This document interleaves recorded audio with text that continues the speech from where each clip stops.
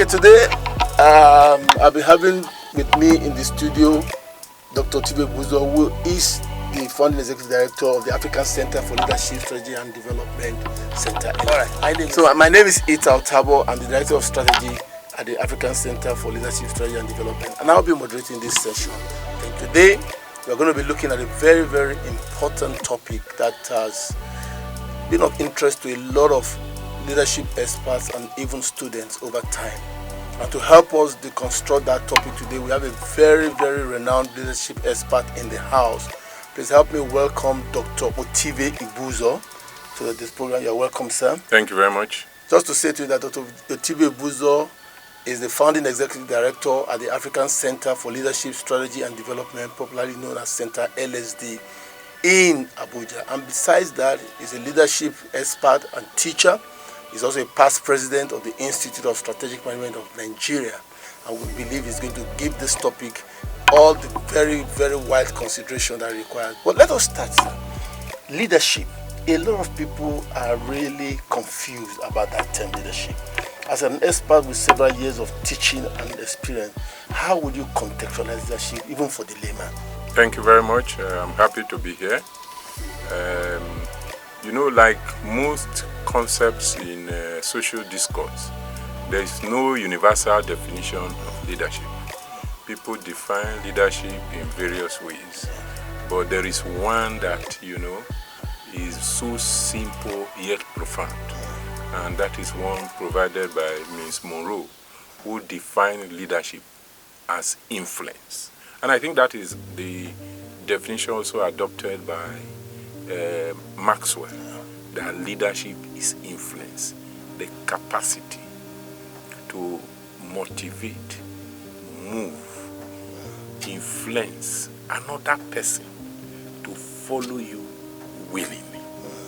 So leadership is basically influence, and there are different levels of influence.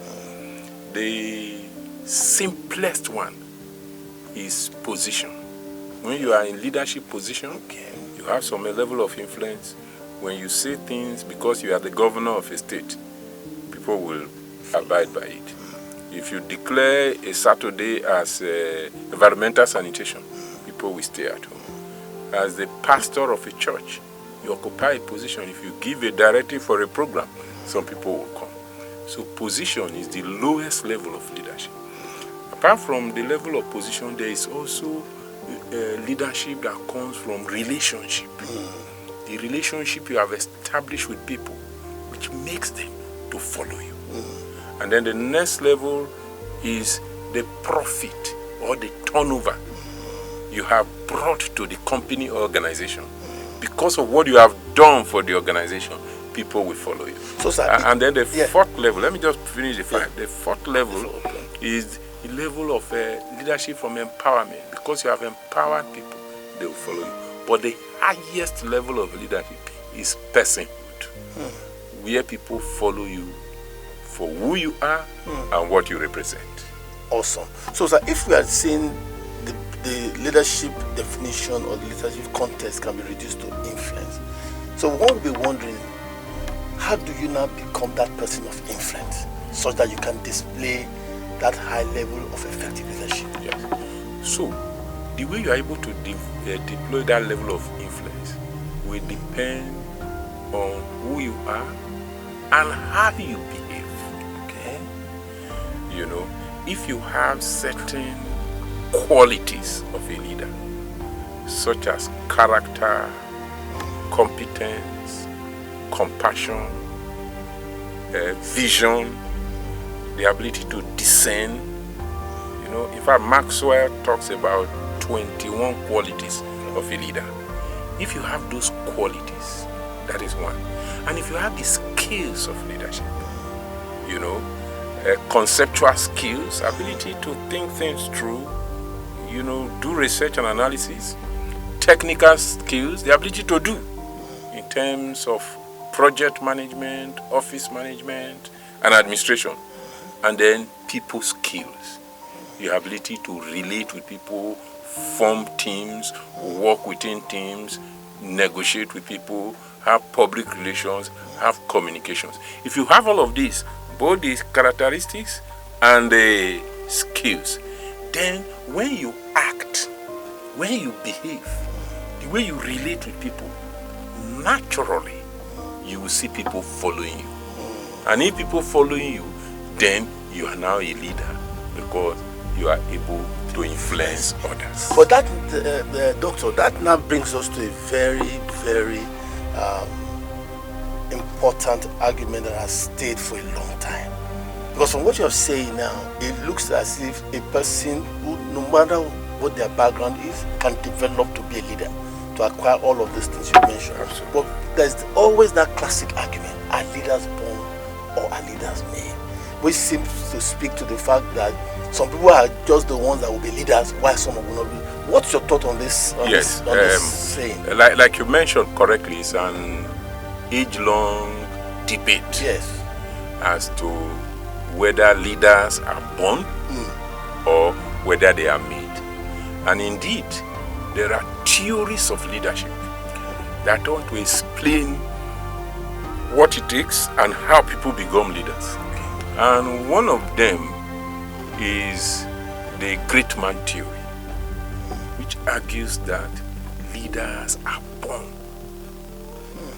And also related to that is a trait theory, which argues that some persons have certain traits which coincide with some of the qualities of leaders, which make them to be naturally born leaders. But there are other theories. For instance, the behavioral theory, which points out that no, leaders are not born, they are made. And that it is the way they behave that will make people to follow them or not. That is the way they behave that will make them to influence others or not. And that is closely supported by other theories like transactional theories, which argue that if you relate with a leader, and through that you have some benefit, mutual benefit, then you will follow that leader. That is transactional. So it's not whether he's born or not. If the leader is ready to be transactional, he will have people to follow him. Yeah, you have people to follow you. Yes. And also the transformational theory, which argues that there are some leaders who are courageous, who are value-driven, who are visionary, who can produce grand plans that makes people to follow them. So there is that argument of whether leaders are born, and there are theories that support that, or whether leaders are made, and there are theories that support that. In my view, exactly, we want to know your view, and I think the viewers want to know exactly where you stand. Yes. In my view, leaders are made and they are not born, because leadership skills can be taught. In fact, it is based on that in 2009, the African Center for Leadership, Strategy and Development inherited the leadership school from 2020 and has been running that leadership school, and we have graduated over 1,820 students who were trained to be leaders. So in fact, I believe very strongly by the statement by Amandla, the cultural wing of ANC. In fact, it's my signature on my email, that leaders are not born, they are produced during the course of the struggle. So it is interaction. When people are struggling to survive, if you show them a pathway, you become their leader. If you give them a direction. If you give them a direction, a pathway to follow. Yes. People want a better future. If you can envision that future for them, you become their leader. And they will be willing to follow and they will be willing to follow you. So leaders, in my view, are not born. They are made. They are produced during the course of the struggle. They arise within different contexts. That's why the kind of leaders you need in war is different from the kind of leaders you need in peace.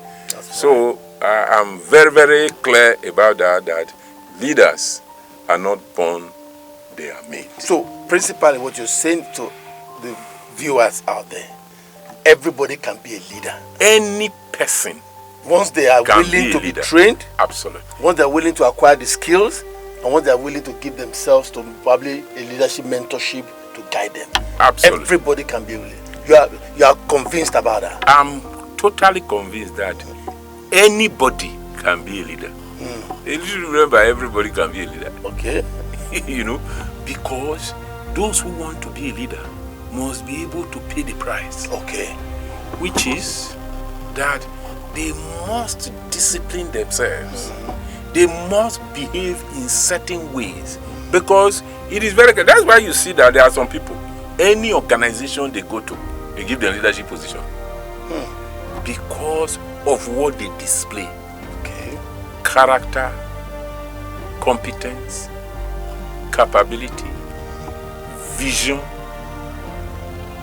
passion, being compassionate, being discerning, listening capacity, visionary. When you display these qualities and you have conceptual skills, you have technical skills, and you have people skills, automatically, any organization you go to, it's just a question of time. People will recognize your potentials, and you'll be able to provide leadership. So, Dr. As we're discussing, we want you to throw more light on this matter, where you find that people say, because your father was a leader or was a king, as it were, the child would necessarily also become a leader or an effective leader. So, what is your take on this, and how true, generally, would you say this statement is concerning everybody who is aspiring for leadership? Yeah, I think the greatest example of where we see leadership by hereditary is in monarchy. And as a matter of fact, it's monarchical systems that promoted and justified the great man theory. Okay. That some people are born leaders.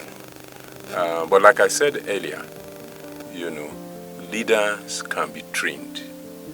And if you look at monarchy very clearly, you will notice that inbuilt in them, in their practices, processes, and mechanisms, is training of not only all the royals, but special training for the one who is expected to take over as the king. Okay. So, yes, there's practice of monarchy that tends to give the impression that some leaders are born. But if you look at their own practices, you see a lot of training. However, we'll also know that there are monarchical systems where one person that comes into the position through heredity brings disaster to the place because he has no leadership qualities. Yes. But because he's hereditary, Yes. even if he's a moron, he has to be the the king. Yes, the king. Which, in my view, has no place in modern society. Okay. Because how are monarchies established? Monarchies are established through conquest. You are a king today because many years ago or many centuries ago, your parents subdued and subjected my great-grandparents.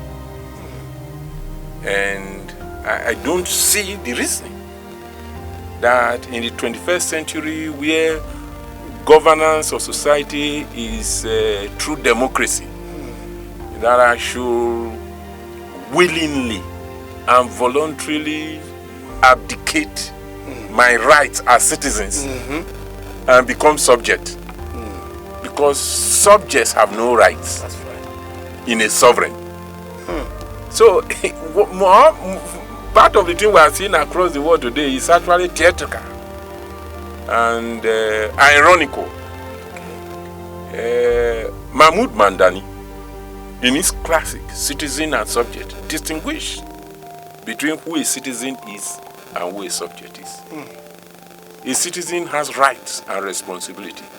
Subjects have relinquished their rights to a sovereign. And so, monarchy is fading across the world, and in the future, it will be completely eliminated. Can become extinct. It will become extinct. Not can, it will become extinct. Because citizens have rights. People will continually interrogate history and know how people arose as sovereign monarchs and what they did to their grandparents. And many people will not continue it in perpetuity. Right. So yes, monarchy promotes the concept of leaders being born. And in fact, they argue that they are ordained, but we know they are not. Okay. And so I still maintain that leaders are made, are not born. And I think monarchical systems recognize this. That's why even within their own system, they put elaborate training mechanisms for royals.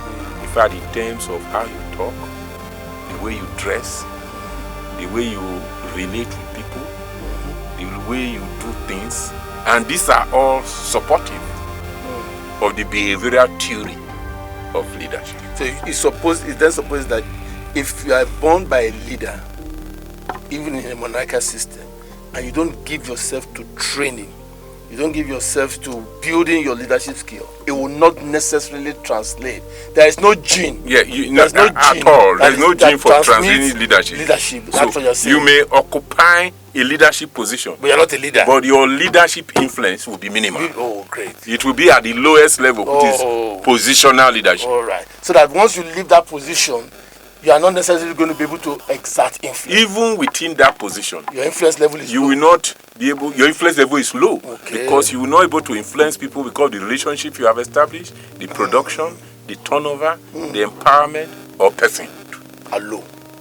So before you go, what would you be saying to somebody listening to you now, who probably is on a leadership journey? Yeah. He has not reached that peak level of influence, but he's on that journey. What kind of inspirational words will you have for I think the first thing for all of us to recognize is that leadership is important. Everything rises and falls on leadership, and that leaders can be trained.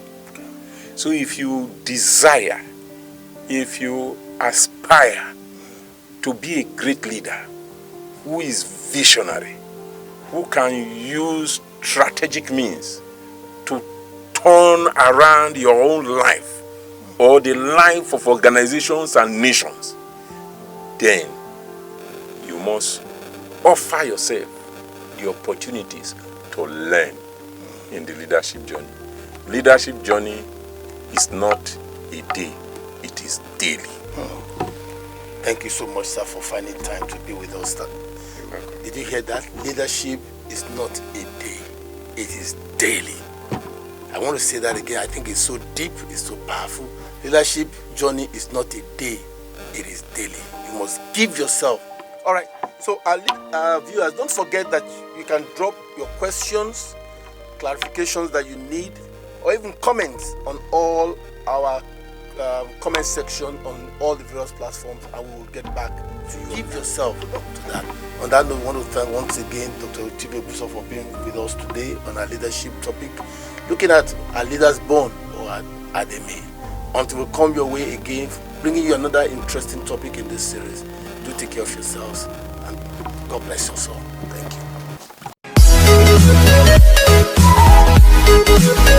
you.